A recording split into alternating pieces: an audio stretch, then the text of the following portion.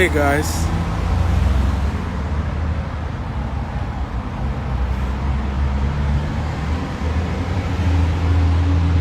how are you guys doing today? Okay, so tell me your name and where you're joining me from, guys. So apologies, my previous video, the network was quite bad. I hope this one is a lot better. I hope so. Welcome, good to see you. Please tell me your name and the city you are joining me from, okay? Your name and the city you're joining me from. Appreciate having that. Let me see.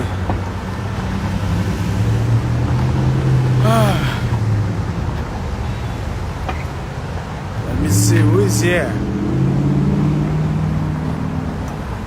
Hey, the one and only Bengade Inka the first.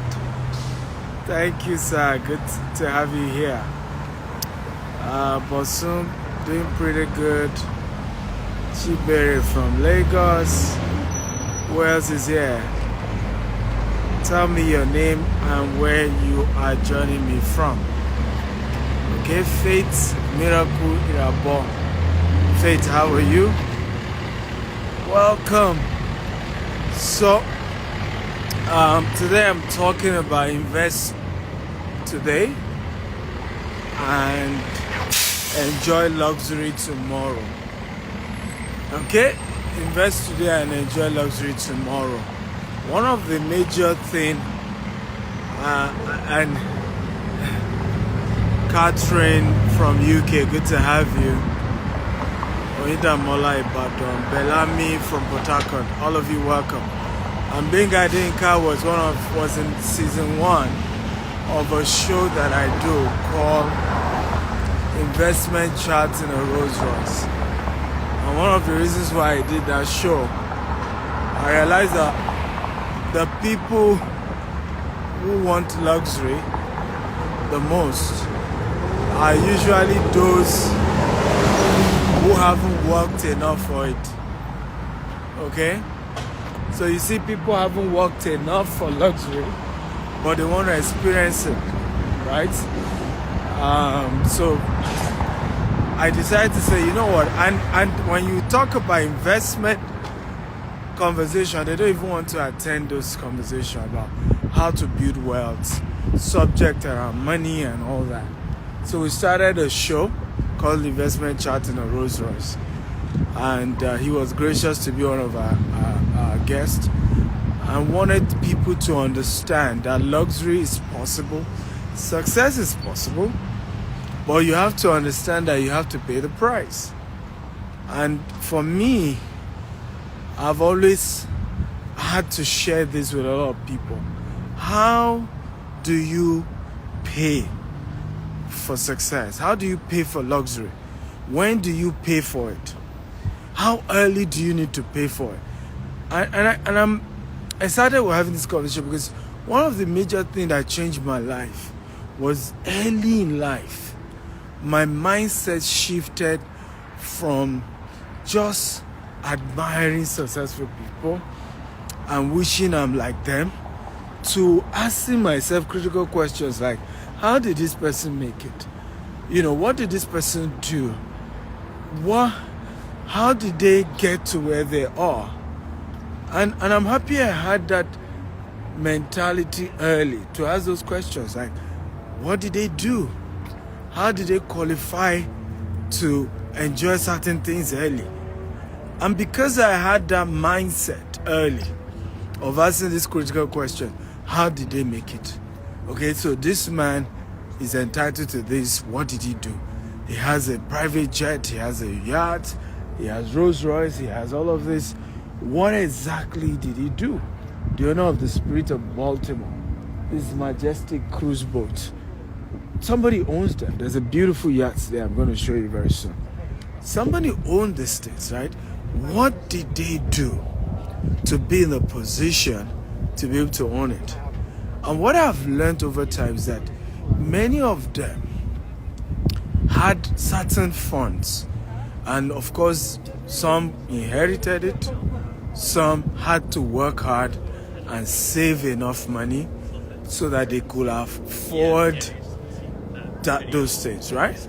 But either way, there has always been that point that there was something called delay gratification that people who enjoy luxury legitimately have had to do. I remember a story of a gentleman.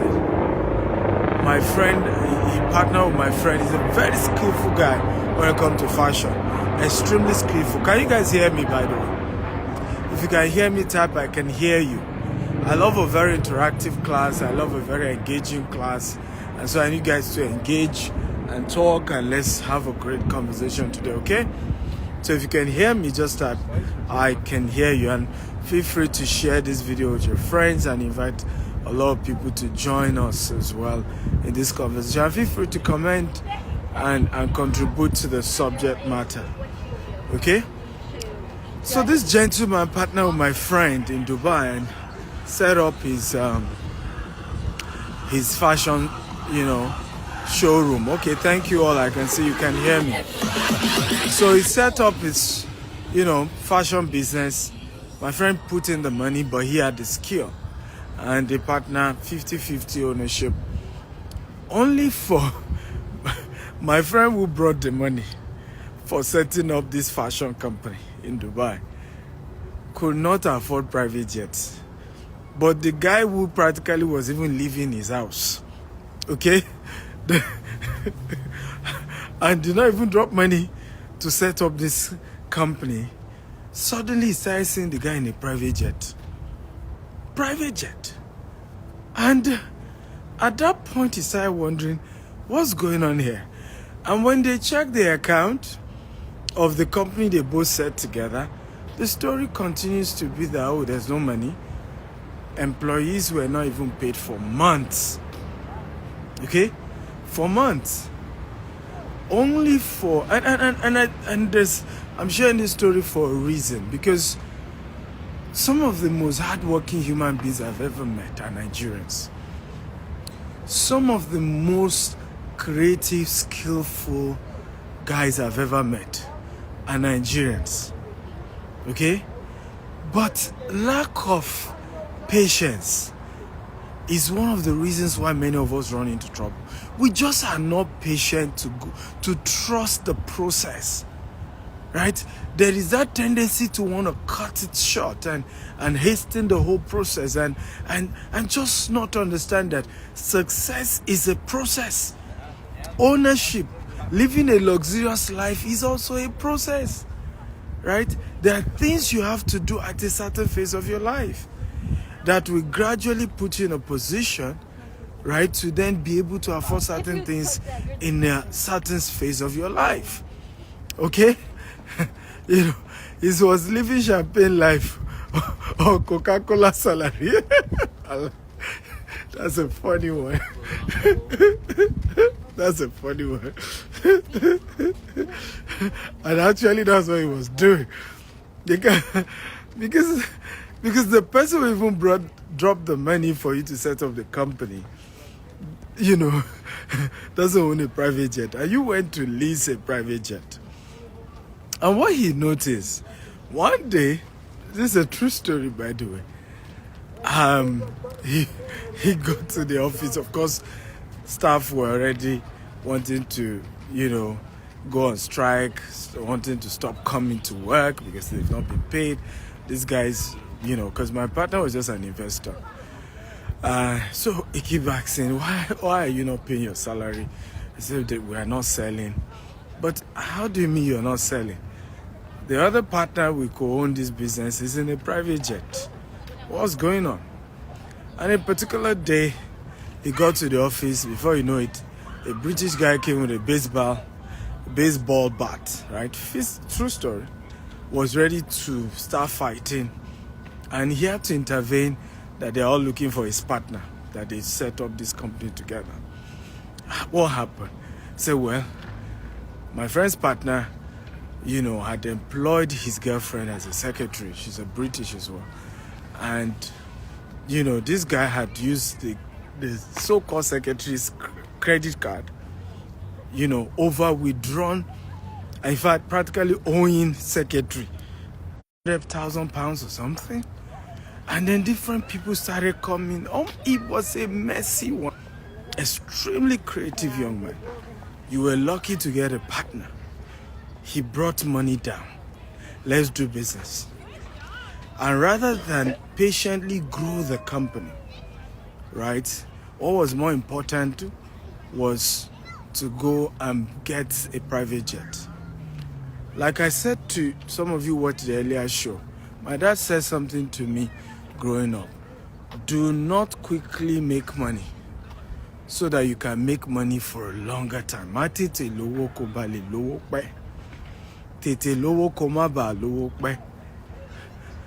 And it just simply means there are certain things you should not rush to have and to own, so that you can eventually have those things for a longer time. For many years, I drove a particular car. It was a Toyota RAV4. Is it RAV4 now? No, it wasn't RAV4, but it looks like RAV4, but it was a Toyota 4Runner, Toyota 4Runner. For many, many years. I remember even my brother, everybody would be saying, you know what, if this car were to come back to this world, this car will never make a mistake of coming near your house. And, we get to laugh. But guess what? The period I was still driving this car, I was buying properties multi-million. Okay? Literally, if you have an idea of the lands I was buying, the sizes of it. And that's probably why I couldn't buy a new car. I was under pressure, to pay for the lands that I was acquiring. So getting a new car was the least of my concern. I was building an empire. Okay? And so I needed to prioritize. And this is where we make mistakes. It's not about how far, it's about how well. You must know that there is a phase of your life you must just keep investing. People wouldn't know. Some people even be pitying you, thinking something is wrong. I remember a story of one of my clients who, was sharing with me. He used to work with Lagos State government. And he resigned, he set up a school, massive school in Ogun State. Massive school. When I say massive, it was a massive school that he set up. And I remember the story of, one of those days we got talking, and he was sharing with me how his friends, he's even ashamed to go and, visit most of his friends that they were together working, in Lagos State. I think he resigned maybe as a PAMSEC or something, but it was quite big. Because now he's lost weight. Because he had to buy school bus, okay, for the school he owns. The brand new type of cars he used to drive. He had to substitute all that for school bus. Okay? He had substituted all of that for school bus. And, readjusted his life in a very, very reasonable way. And when we got talking, I said, do you know, sir, that your mates he said some of them, when they even see him, they say, Ashiko Sinkon, and when they miss Sheko Sinkon, it's because we used to know you when you were working with the government, you have this extravagant lifestyle. Now you've left to go and start your business, you look as if you're struggling. And I remember saying to her, I said, but you and I know you are richer than all these people, that are even worried that Sheko Sinkon, hope you're okay. You are way richer than them. The reason you don't look it is because you are reinvesting every money you're making to build this particular group of schools that you're building, this massive empire. And I remember saying to him, I said, 10 years from now, some of these your colleagues will come and beg you for a job. Okay? And some will claim it was the devil that made them to suffer. and not to be in a good position. Meanwhile, in reality, what happened was that they did not invest early. The season they were supposed to invest, the season they were supposed to take a risk like he was doing, he started buying land, started building schools. They were not investing. And in their latter years, your own life will not be okay. And that was what started happening to him, because after a while, his life started getting better. Today, I'm seeing him in Barcelona. I'm seeing him in this. True story. Things have changed. He's always on vacation with his wife. and of course, the people who used to mock him, okay, are not able to afford the lifestyle. So again, luxury, if you want to call it luxury, because luxury is actually is a function of what you want to call it, really, because what you call luxury sometimes is not luxury for some people. For example, for me now, a private jet is not luxury for me. It's a logistic tool, because I travel a lot, as you know. I'm currently in Maryland. On Friday, I'm finishing my event in Maryland, immediately leaving for Atlanta, Georgia. Next week, I will leave Atlanta for Houston, and also from Houston, I will be going to Singapore. From Singapore, I'm going to London. From London, so you can see my itinerary. So having a private jet makes my life easier, my movement easier. But the point is this, and this is very important that we take note of it. There's a phase of my life that I was driving a very rickety car, and some people were thinking something was wrong with me. But today, the same people know that there was nothing wrong with me. It was a season I had to invest in buying more land, in investing in properties, and today I'm reaping the fruit of that struggle, that tough investment that I made.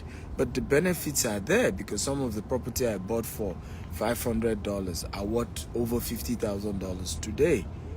And if I didn't take that sacrifice to say, I'm going to buy this, even the $500 wasn't easily available, but I prioritized it. I was living in a very far neighborhood. I remember getting a mail, because I had my office in Ikeja. Are you learning, by the way? Let me be sure we're learning, so it's not just I'm talking.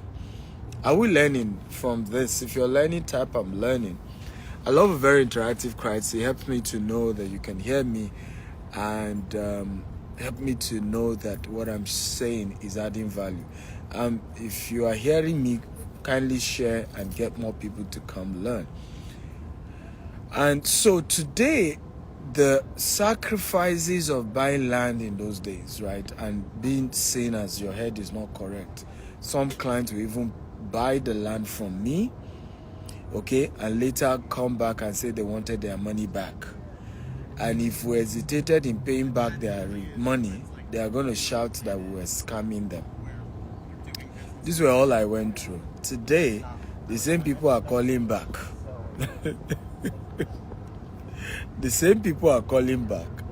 And I heard the land I bought and I asked for refund. I heard the land is now worth, it's now worth X amount. It was people that were telling me, you people were kinikon, I'm sorry. I'm not angry. It was your opinion and you are entitled to it. And so in the journey of living a life of investment, people will mock you. People will think something was wrong with you. Yeah, we used to have our office in the Ogba. My office was in Ogba. I had one also. My first other office in Lagos was in Ikeja, Nuruddin Street, off Anifowoshe or Akinremi or something. And it was not far from Computer Village. Meanwhile, I was living in Songwater. Yet, my office was in Ikeja. And why was I living in Songwater? The cost of renting a house in Ikeja as well was way too much. It was going to be too expensive. So it was better for me to live in the outskirts of Lagos and then have an office, because it's the office that is a cash producing asset. the house I live in is not a cash producing asset, it's a liability. And a lot of people don't even understand that. We don't understand the difference between an asset and a liability. We don't understand the difference between, putting money into a source of cash generation, and that certain things that we put money into are not an asset. Your house that you live in is not an asset. Okay? And that's why a lot of wealthy people, including Elon Musk, did not rush to build their own house. Elon Musk does not have a house up to now. He rents the house that he lives in. But, and again, it's part of what we're talking about. Invest today and enjoy luxury tomorrow. And you ask, why is Elon Musk still living in a rented apartment? For him is that at his level, the kind of house he's likely to live in, is probably going to build it for 50 to 100 million. That $100 million, Tesla still needs it. SpaceX still needs it. Which other company he owns? Right? Twitter. He still needs that money to keep putting into the business. So it's better he's listening, right? Instead of putting a whole $100 million to build a house that is befitting of him, right? He would rather pay $500,000 annual rent, okay, and reinvest the $100 million to generate far more cash flow. So if you don't understand the difference between asset and liability, you really won't understand how wealthy people live their lives. And sometimes people who are on their way to extreme wealth, you will think they are poor. People who are on their way to extreme prosperity, you would think something's wrong with them, but that's not true. They just understand the concept of delayed gratification. They just understand that at this phase, right, I would rather put this money, into something that we'll call it cash generating assets. I would rather put it into that. And later on, I will be in a position to be admired and to be envied. So do not envy anyone. Ask them how they invested years ago. Because ultimately, money is a reward for the risk you took in investment, right? And once you take that risk, years later, you are grateful and you're enjoying the benefit of it. You refuse to take the risk of investing early in your life in things around you, and you're scared, and and you're bothered, then you then see that at the end of the day, you are not as rich just because you didn't take the risk. I give you an example. I shared with somebody a real estate risk I'm taking. Okay, here in the US. By the time we're done with the whole estate, we will not put in less than $200 million in this particular new project. And my friend was scared for me. And as he should be. So I remember he said to me, why not do smaller projects? This land you're looking at building almost 500 units will be on this property. No, over 200 units, sorry. Over 200 units. Why not do the smaller 30 units and all of that? And he said, this will stress you. He said, this will stress you. And I replied, I said, I love the stress. I want to be stretched. He said, but this is going to give you pressure. I said, I love pressure. I'm the king of pressure. I will burst into laughter. Okay? But again, it's the way I'm living my life. And so every day you're taking risk. You're taking so much risk. And some people are sitting somewhere refusing to take risk. And they're just saying, see his life. Oh Lord, if I can just be like him. Some even think all this my traveling, I'm just enjoying. But a lot of it is work. It's strategic. It's expansion. It's growth. Okay? Good to see you, my sister. Billionaire Lola, how are you today? So Billionaire Lola is asking, what do I think about investing in Badagry? Why not? We're launching our estate in Badagry very soon. And Badagry is fantastic. It's a good place to launch. It's a good place to invest. The problem isn't about location. The problem is anywhere in Lagos is good, so you don't even need to ask that question. The problem is investing right. So I get this kind of, do I call it stupid questions? Like, Dr. Steven, I want to buy property urgently. And I ask the question, what's your budget? And that's why if you ask me about property, the first question is, what's your budget? I want somewhere good in Lekki. And I asked the person, I said, what's your budget? He wanted to buy as a house. I said, what's your budget? He said 2.5 million. Now, what's annoying about that statement is that you cannot even rent, a 3-bedroom for 2.5 million in Lekki right now. Rent. Talk less of somebody in his widest imagination thinking that he wants to own a land with 2.5 million. I got another one recently. Oh, we need to have up to 10 acre, Lekki. I say, yeah, but what's the budget per plot? It says 600,000 naira. Like, are you okay? Right? Because such lands don't exist anymore. Again, people go ahead and buy, because they want to be scammed, right? So they go ahead and get people who convince them that, oh, I have something for you. But that was a land that has been sold to 2 people already. 2 people already. So you end up claiming you were scammed, but were you really scammed? I have this statement I always make, and it's like a joke, and I've always said it over and over again, that an average Nigerian, talks and behaves like he or she is a scammer. And so what then often happens is, who gets scammed first? Okay? So often when I get this question by an average Nigerian to say, Dr. Siri, I was scammed, I'm really concerned to even answer you, because what often happens is that you acted like you were trying to scam people and they just scammed you before you could scam them. Because, for example, if you have enough money to buy 10 plots of 10 acres of property, it meant that you have enough money to have done research on the cost of property in a location. And this is why one of the powerful quotes I always say, and I want everybody to write this quote down. Please help me type it on the screen, in the comment section. Always invest in the knowledge of an investment before the investment itself. Again, always invest in the knowledge of an investment before the investment itself. Everybody help me type it. Very important. If I always take this home, because here you are, this guy wants to buy 10 acres of land. Let's even say at the rate of the 600,000 that he wants to do, at that rate of 600,000, okay, this person wants to invest over 60 million naira at the rate of what he has even said.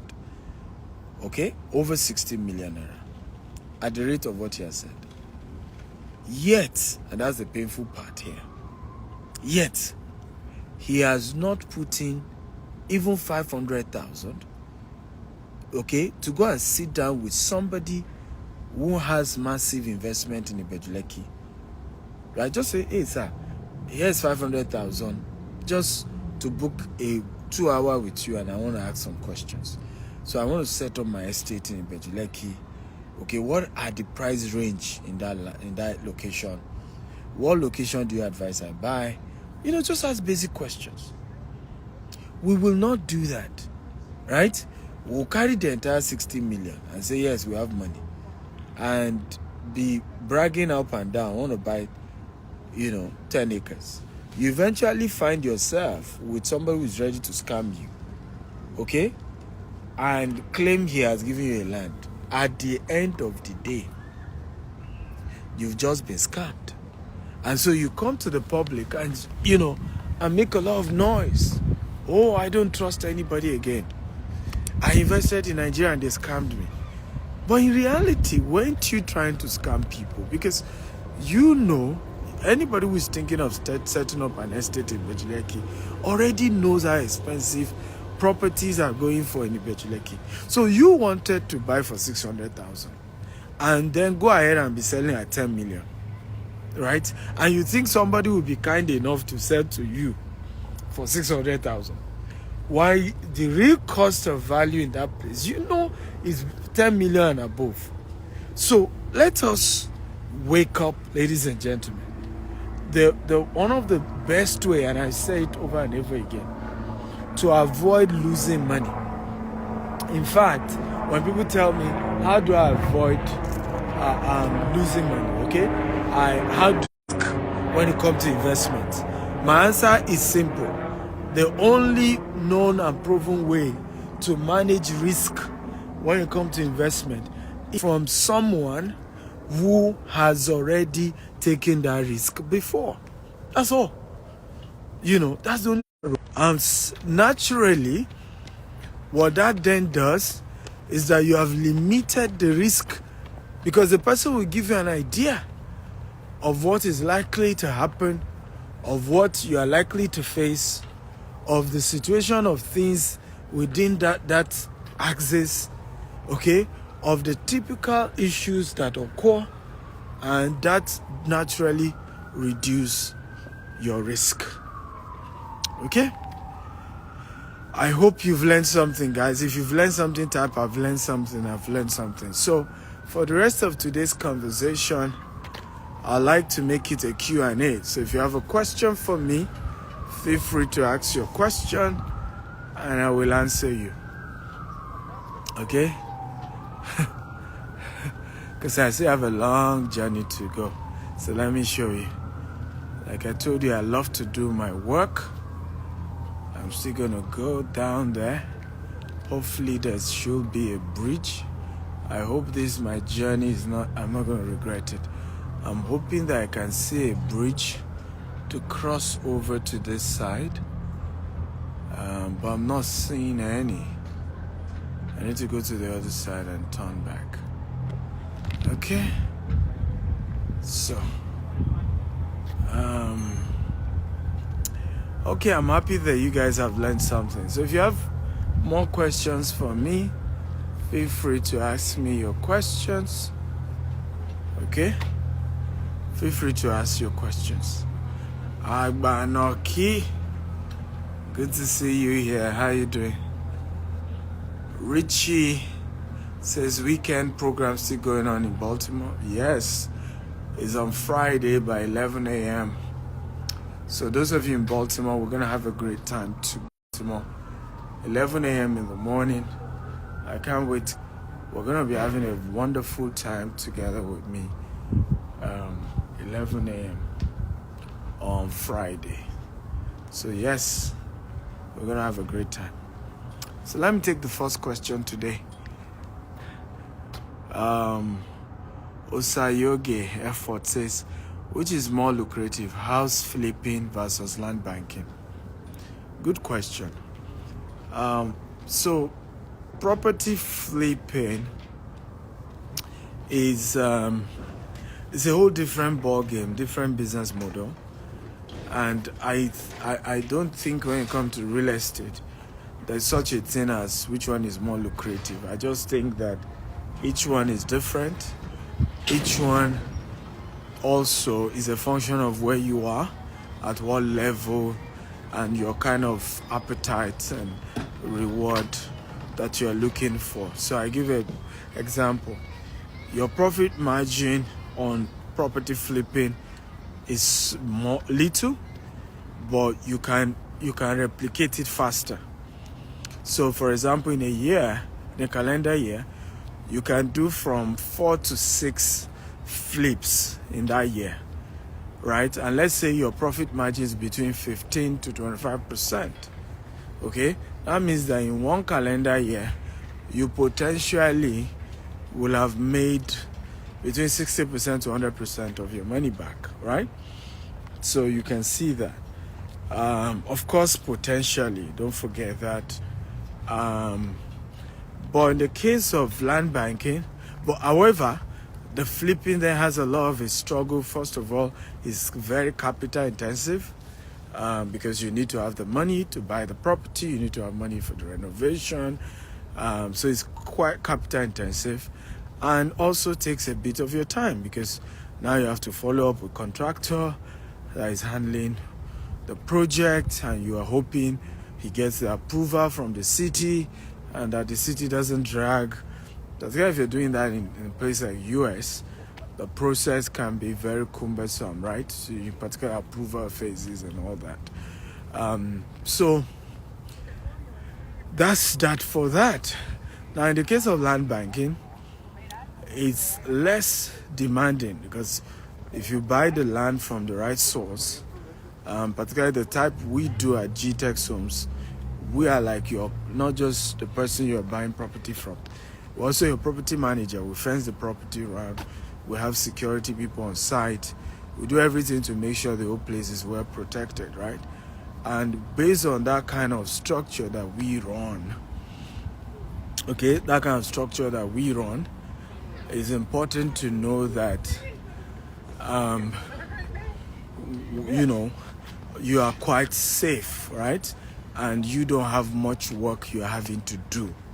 However, it takes a longer time for the return on investment to occur. You can't do land banking and think that in 1 year you are getting returns. You are looking at between 5 to 10 years. So again, it's a function of, what's your appetite? How long do you want your money back? How patient can you be? So it's difficult to begin to say, which one gives you more versus which one, because again, it depends on who you are, it depends on the capital you have, it depends on, your own investment appetite as well. I hope I've answered you. The second question is from Mr. Bonner _G.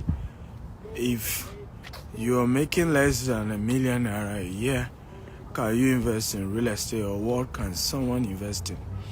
Beautiful question again.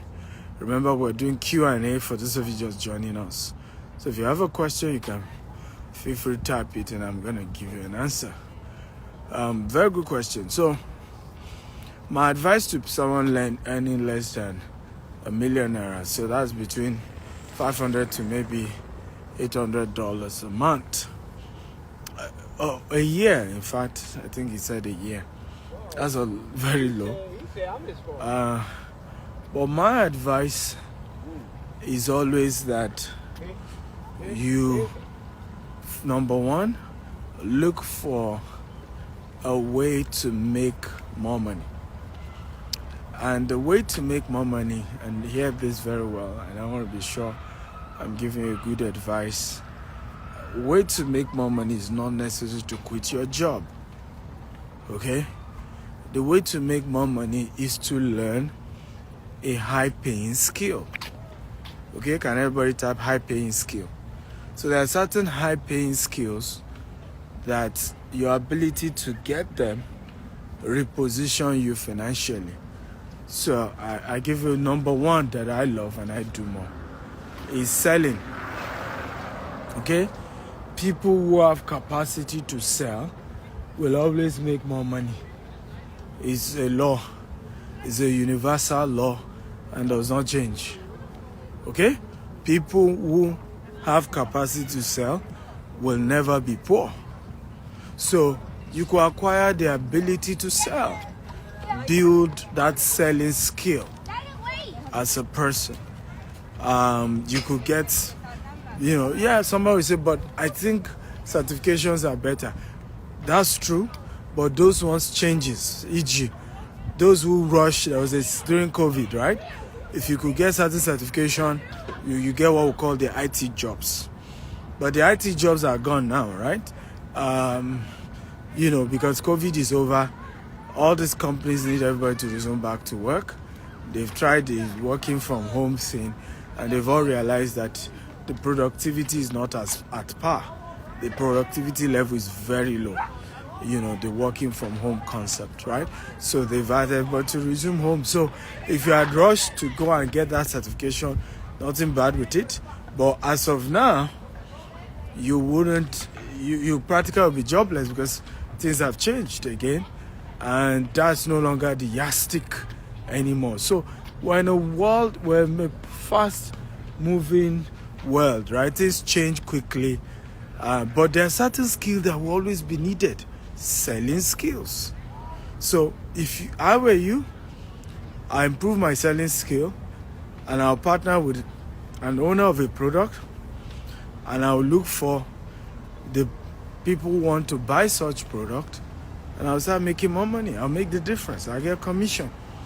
And that's how I started real estate, actually. I didn't start as a developer. I started as an agent, being the middleman. And I was prudent with the little money I was making. I was good with my clients to make sure the relationship was well built. And when it was time for me to start doing my own development, I built enough reputation to be able to do it. And enough people had trusted me and were willing to do business with me. So for me, that's the way, that's my advice as to how to go about it, okay? I hope it makes sense. If it makes sense, type it makes sense. Prince Will says, thank you, doctor. Is how can a young civil servant get involved? I just answered your question. Learn how to be a broker, okay? Become a broker and make enough money.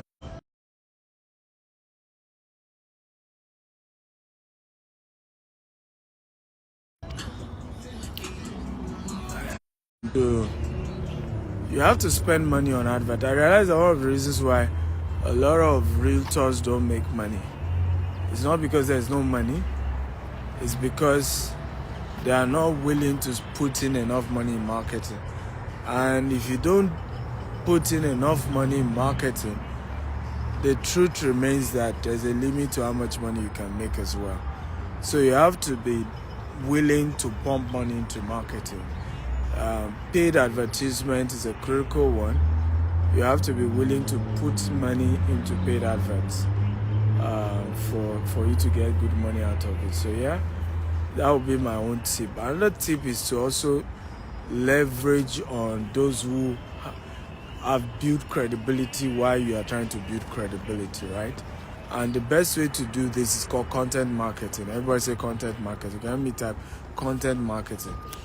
So for me, one of the concepts I did was to always look at it and say, who are those who have built credibility that I can then use content marketing for us to teach, and in the process, naturally, I become the go-to person. Because one of the things I've done with my business is that I didn't just become that guy that is successful selling real estate. It's one of my biggest, strength. Whenever I analyze my life and my success, right? One of my strengths is the fact that I'm not just known as a guy that is rich and made money from real estate. I'm known and seen as the guy who gives you the best advice, the best concepts, who understands how the real estate industry works.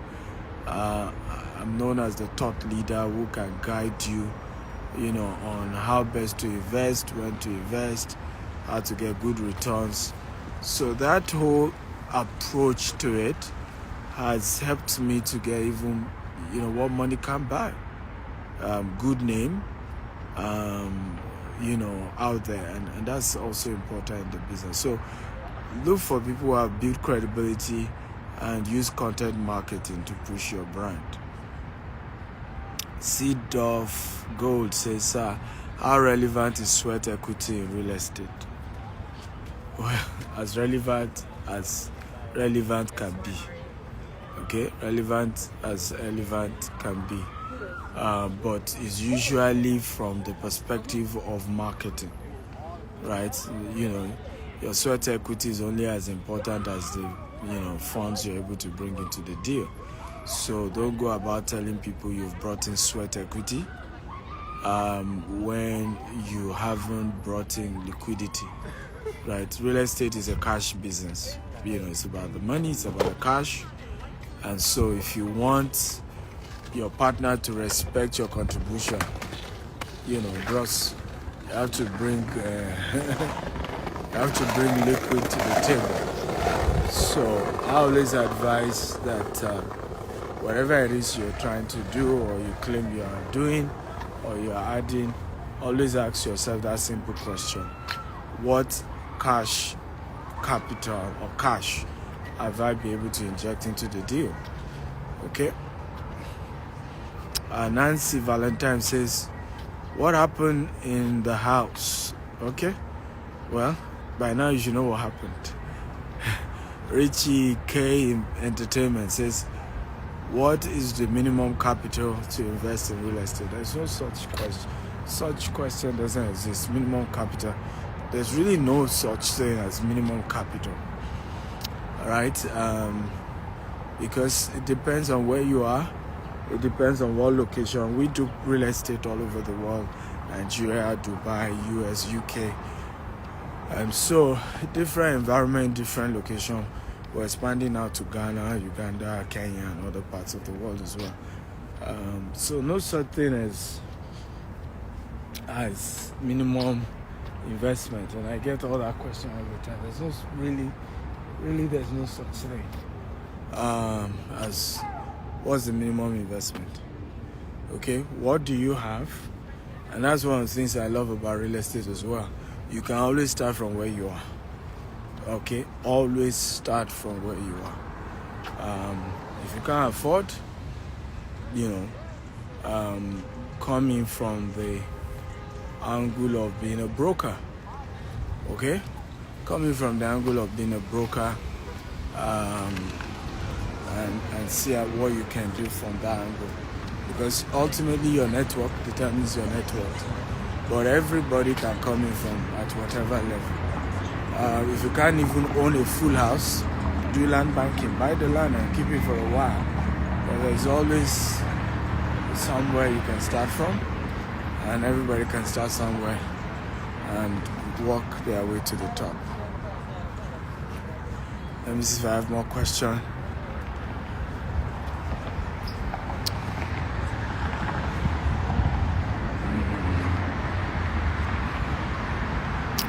Sage says, I saw a flyer of GTEX Homes launching in Benin soon. As a realtor in Benin, I would like to work with the team. My brother, you know how to work with the team by now. It's GTEX and associate.com are the ones you're going to work with. Okay?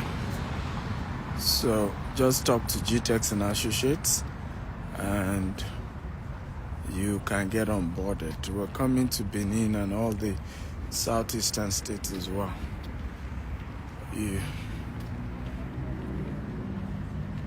Okay. Thank you all for watching today's show. I hope you learned a thing or two. I love you all and God bless you all. Have a wonderful day ahead. Bye-bye.